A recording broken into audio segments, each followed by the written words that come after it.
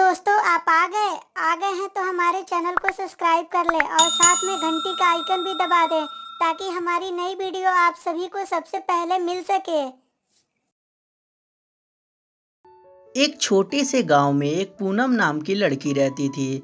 ऐसे तो पूनम एक बहुत ही गरीब फैमिली से बिलोंग करती थी, परंतु पूनम ने अपनी पढ़ाई लिखाई और समझदारी से वो एक स्कूल में टीचर का काम करती है और साथ ही साथ घर में बच्चों को कोचिंग भी दिया करती है, जिससे घर के इसके खर्चे चलते रहते हैं। परंतु पूनम के सपने बहुत बड़े हैं। पूनम सोचती है कि कोई बड़ी सी कंपनी में अपना रिज्यूम जमा करा दूं, जिससे मुझे अच्छी खासी सैलरी में नौकरी मिल जाए। और यही सोचकर पूनम एक दिन शहर निकल पड़ती है और वहां जाकर एक कंपनी में अपना रिज्यूम जमा कराकर वापस आती रहती है। तभी एक लड़का उसके सामने से गुजरता है और उसके तरफ देखकर सोचने लगता है, वाह, कितनी टॉप की लड़की है यार। ऐसी लड़की तो मैंने पहले कभी नहीं देखी। लग रहा इस शहर में नई नई आई है। इसको तो मैं ही पटाऊंगा। धीरे धीरे समय गुजरता जाता है। एक दिन पूनम अपने ऑफिस से वापस आती रहती है।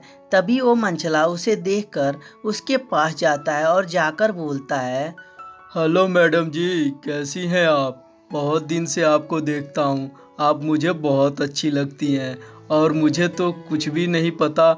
लगता है कि मुझे प्यार हो गया है आपसे। तभी पूनम बोलती है, ओए सड़क छाप मजनू, तुम्हारा दाल इधर नहीं गलेगा, समझे कि नहीं? और ऐसे भी तुम मेरा पीछा करना छोड़ दो, क्योंकि मैं भी बहुत दिन से नोटिस कर रही हूँ कि तुम मेरा पीछा करते हो। और आइंदा से कभी मेरा पीछा किए ना तो मैं पुलिस चौकी में एफआईआर भी करा दूंगी तुम्हारे खिलाफ। अरे, आप तो भड़क गई खामो खाम। ऐसे तो मैं प्यार का इजहार करने आया था, लेकिन आप तो अपना दुश्मन बना ली मुझे।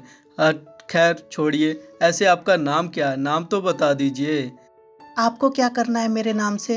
और ऐसे भी जाइए यहाँ से, वरना हल्ला करूंगी। अभी यहाँ पे ढेर सारे लोग आएंगे और तुम्हें कूट कूट के कचूमर निकाल देंगे। इसीलिए तुम यहाँ से जल्दी चले जाओ।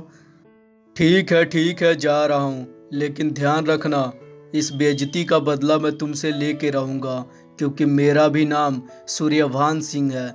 मैं तुम्हें छोड़ूंगा नहीं। और ये कहकर वो मंचला वहाँ से चला जाता है।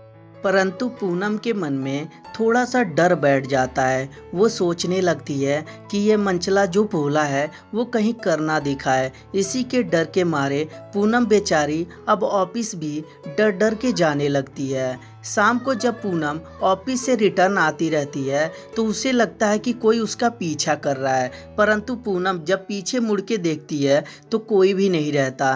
तभी पूनम सोचती है कि शायद मेरे अंदर डर बैठ गया है, जिसके कारण से मैं डर रही हूँ। मुझे डरने की कोई ज़रूरत नहीं है। और ये सोचकर पूनम फिर से चलना स्टार्ट कर देती है। लेकिन थोड़े दूर जाने के बाद फिर उसे लगता है कि कोई उसका पीछा कर रहा है। पूनम फिर से पीछे मुड़ के देखती है, परंतु वहाँ पे कोई नहीं रहता है। परंतु सच बात तो ये रहता है कि वो मंचला उसका पीछा करता रहता है, और जब भी उसे देखता है कि वो पीछे मुड़ के देख रही है तो वह तुरंत छुप जाया करता था।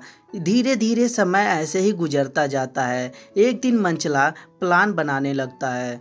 अच्छा, तो लगता है कि इसका कुछ ना कुछ बंदोबस्त तो मुझे करना ही पड़ेगा। बहुत दिन तक इसका पीछा कर लिए। एक बार और इससे बात करके देखता हूँ, शायद मेरे हाथ में आ जाए। और ये सोचकर मंचला अगले दिन जब पूनम बस स्टैंड पे खड़ी रहती है तो उसके पास जाता है और जाकर बोलता है, और मैडम जी, पहचाना मुझे? ऐसे भी अब तो मुझे भूल ही गई होंगी। ऐसे क्या ख्याल है मेरे प्यार के बारे में? बता ही नहीं। एक बात मैं लेकिन आपसे कहना चाहता हूँ।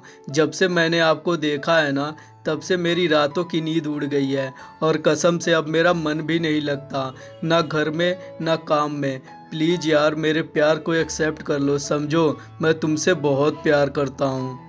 तभी पूनम बोलती है, देखो मैं तुमसे पहले भी बोल चुकी हूँ कि मैं तुमसे प्यार नहीं करती हूँ। मैं बहुत ही गरीब फैमिली से बिलोंग करती हूँ। मैं थोड़े बहुत पैसे कमाती हूँ और अपने घर का गुजारा करती हूँ, और इसमें तुम मुझे परेशान कर रहे हो। प्लीज़ मेरी ज़िंदगी से तुम चले क्यों नहीं जाते? क्यों तुम मुझे पीछा कर रहे हो? क्या चाहिए तुम्हें? और क्या पा लोगे तुम मेरा पीछा करके? समझा करो यार, प्लीज मत करो मुझे परेशान। ऐसे भी तुम मेरा पीछा करते हो तो मुझे डर सा बैठा रहता है अंदर। जब इस बात को मंचला सुनता है तो बोलता है, चलो कम से कम किसी भी लड़की के अंदर डर तो बैठा। ये डर बना के ही रखिएगा मैडम जी। जब मेरे प्यार को एक्सेप्ट नहीं कर रही हैं तो एक ना एक दिन तो आपसे बदला लेके ही रहूँगा मैं। और ऐसे भी मजाक मैं नहीं करता हूँ। तभी पूनम बोलती है, ठीक है जाओ, जो करना होगा कर लेना, तुमसे डरती नहीं हूँ मैं। इतने दिन तक डर डर के जी ली, लेकिन अब मैं नहीं डरूंगी तुमसे। तुम समझते क्या हो अपने आप को? और ये कहकर पूनम वहाँ से चली जाती है।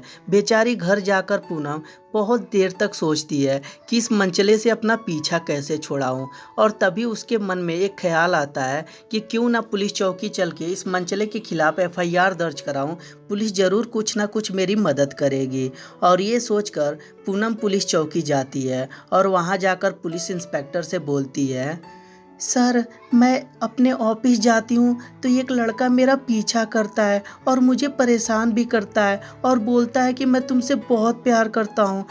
जब इस बात को पुलिस वाला सुनता है तो बोलता है, ठीक है, तुम एफआईआर दर्ज करा दो, देखता हूँ मैं कौन है वो।